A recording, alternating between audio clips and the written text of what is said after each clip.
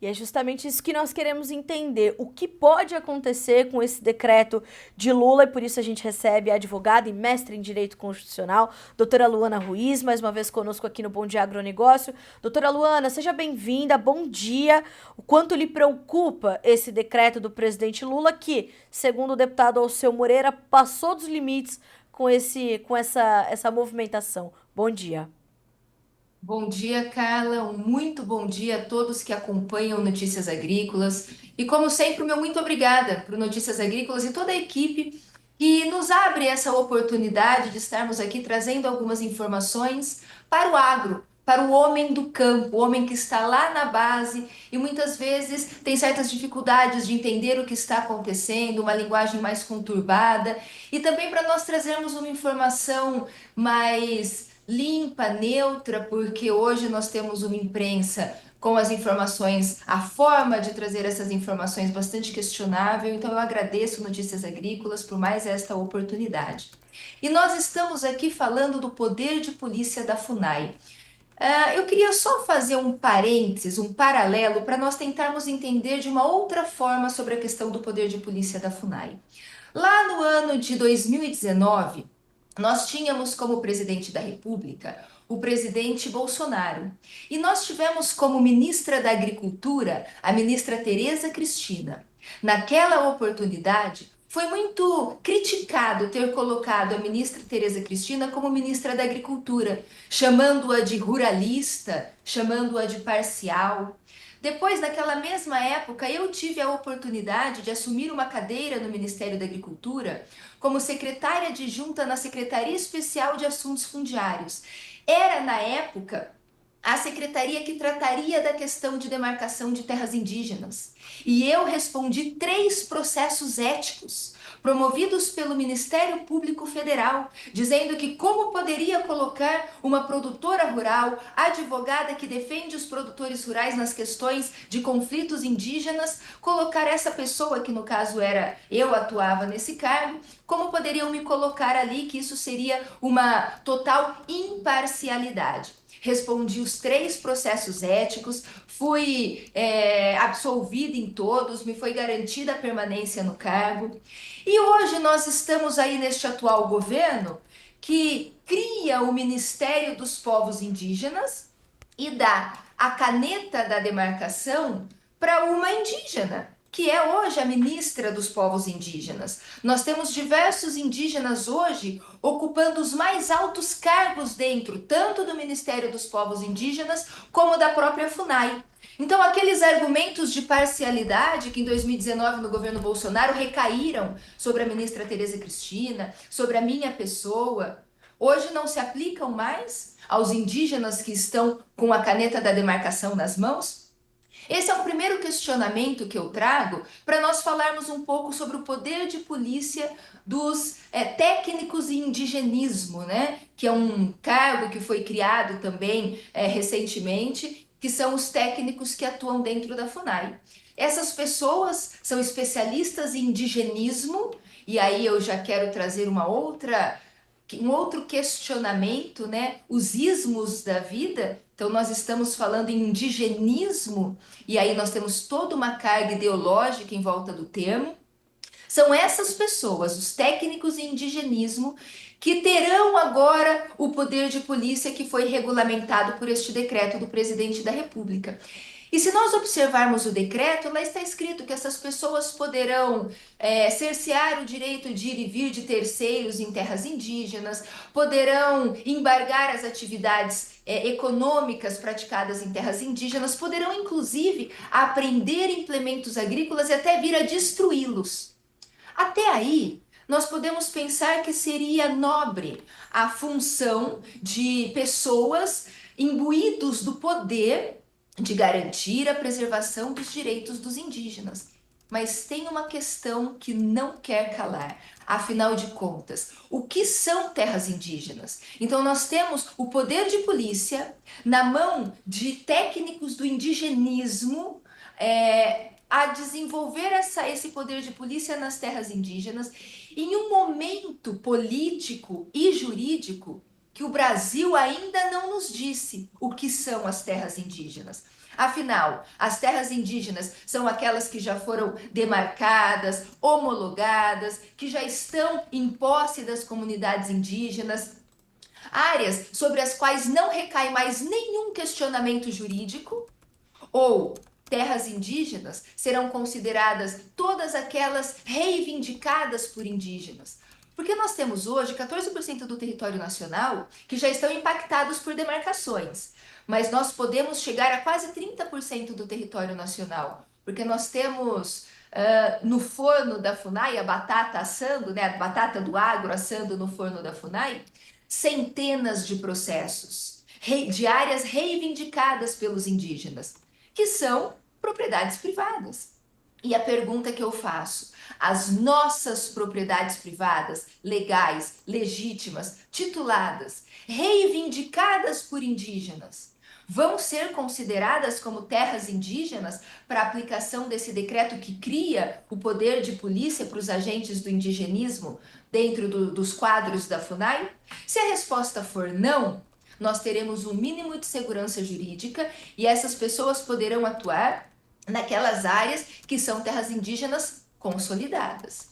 Mas e se a resposta for sim?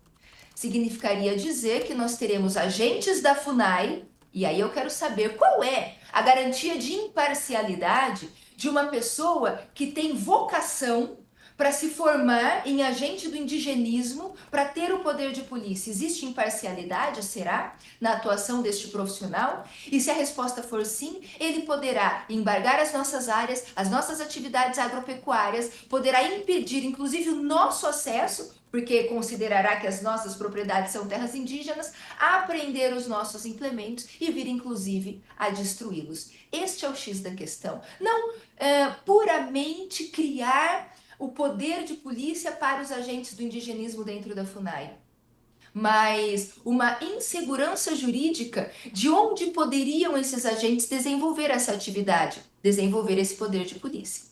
Doutora Luana, é muito bom ter a senhora com a gente sempre pela sua didática e mostrar que o problema é muito mais grave do que poderíamos entender só lendo as manchetes e sabendo pelos representantes do governo o que poderia acontecer. Então, por isso, lhe agradeço já de imediato.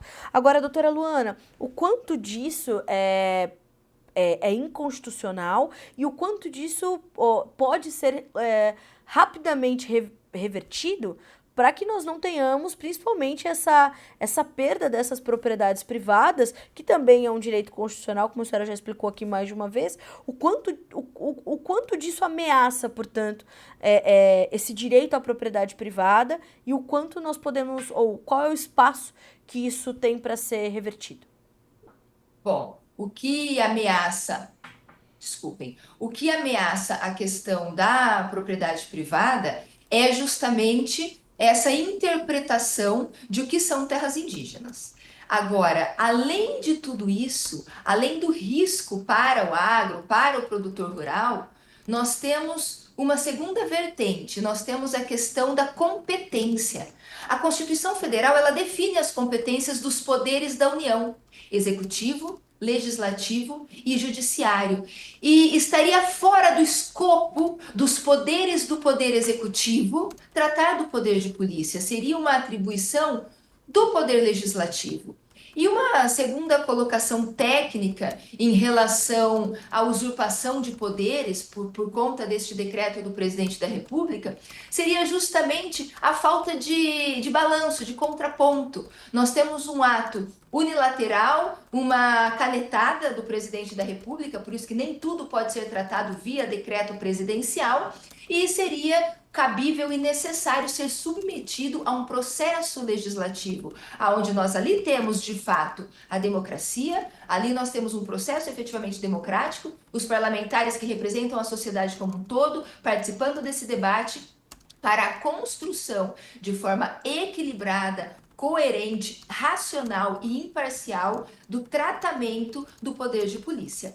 Já existe hoje, tramitando lá no nosso Congresso Nacional, um decreto, um projeto de decreto legislativo, do mesmo jeito que teve o decreto executivo do presidente da República, tramita um projeto de decreto legislativo. É um instrumento do poder legislativo justamente para fazer aquilo que lhe cabe, que é fiscalizar e limitar as usurpações de poderes. Então, o Poder Legislativo já tomou a iniciativa, fazendo uso do projeto de decreto legislativo, para trazer aí esse equilíbrio e limitar os abusos do Poder Executivo face à inconstitucionalidade, considerando que estaria fora do escopo dos poderes do Poder Executivo tratar do poder de polícia da forma como fez.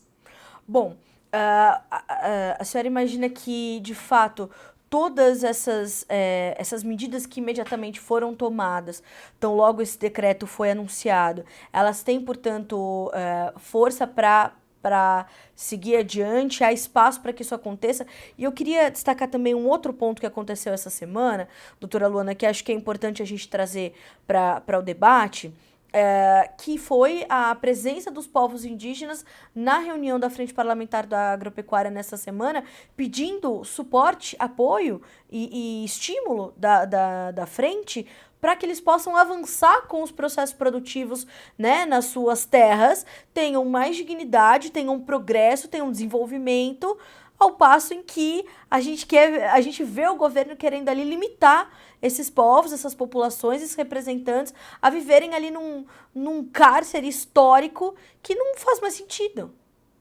Bom, primeiro em relação à força que teria uma iniciativa do Poder Legislativo para fazer o controle e fiscalização de atos do Poder Executivo, com certeza. O PDL, o Projeto de Decreto Legislativo, tecnicamente falando, é um instrumento apto a fazer esse controle, mas Certo. nós estamos na democracia, nós precisamos ali dos votos de um quórum simples, né, de maioria, para aprovar esse decreto. E aí, se o instrumento do Poder Legislativo terá ou não efeito, vai depender ali da articulação política e de nós termos dentro do Congresso Nacional os votos necessários. Sobre a visita de indígenas lá na frente parlamentar, um pedido de socorro, não é verdade? Lá Sim. nos idos de 2008, 2009, quando quem acompanha vai se lembrar, nós debatíamos Raposa Serra do Sol. Foi um período em que o Supremo Tribunal Federal estava julgando Raposa Serra do Sol, que foi quando a Suprema Corte, então, entendeu pela tese do marco temporal. Naquela época, nós que tinha acabado de passar para a reserva, inclusive, como retaliação do seu posicionamento, nós tínhamos o general Augusto Heleno, que veio posteriormente a compor os quadros do governo Bolsonaro. E lá naquela época, o general Augusto Heleno já dizia: a política indigenista brasileira é caótica. E por que ela é caótica? Porque ela vai na contramão dos interesses das próprias comunidades indígenas, se curvando a interesses internacionais, agenda geopolítica. Nós sabemos que a bandeira indigenista e ambientalista, e aqui os istas, né, como nós falamos do indigenismo, a bandeira indigenista e ambientalista está sendo utilizada por nações internacionais que têm interesse em inviabilizar a produção agrícola brasileira. Se nós observarmos em 2019, a Amazônia estava em chamas, o Macron apontando o dedo, lá o presidente da França, apontando o dedo para o governo brasileiro, dizendo: o Brasil não cuida de suas florestas. Pinchen, DiCaprio, defendendo a girafa amazônica, virou até meme isso na época, nós acompanhamos muito bem. E naquela época, o presidente da França, Macron, fez uma reunião no Parlamento Europeu para que a Europa criasse barreiras extrafiscais para que não adquirisse os produtos agrícolas brasileiros. E o convidado de honra do então presidente da França foi nada mais, nada menos que o indígena Raoni, utilizando a narrativa de que o Brasil não cuida de suas florestas, de que precisa dos índios para cuidar das suas florestas e que isso seria a razão para o mundo não adquirir os nossos produtos.